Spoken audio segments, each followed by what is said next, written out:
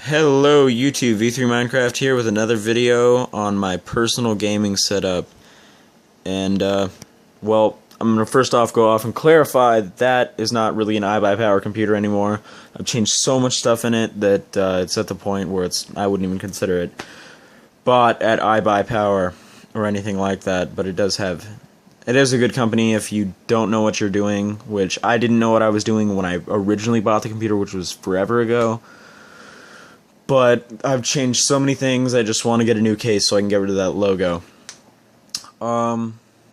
Anyways, let's start off by, I'll start off by showing you what the case is. It's a Phantom 410 case.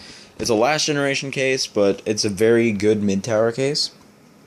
And the reason I got the red was because, well, I thought it was kind of an out-of-the-ordinary case. Not very many people, there are very few red cases in the world. And this one struck my fancy. This is a 1 LED blue fan. Wow. I need to get a second one because it makes it look ugly with a big empty port there. And, okay. So, we have a V12XT fan controller here that tells me the temperatures of the processor, temperatures of the graphics card, temperature of the hard drive, temperature of the whole system, basically, all in one. System average. Good for it. And a, yay disk drive, yay disk drive. So I'm going to probably be trying to run those drivers now. Anyways.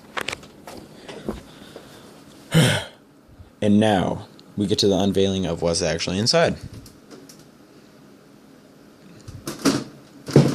Oh my god.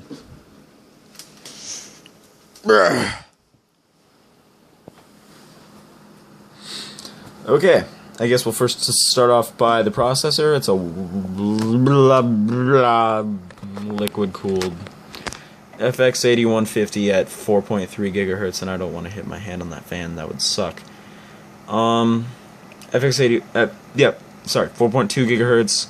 My motherboard for some reason can't take it any further, and it pisses me off. But whatever, I'll fix that, and I'll get a better motherboard sometime. This is a very interesting fan, or a very interesting cooler. I would compare it probably to an H50, but whatever. I'm upgrading all that.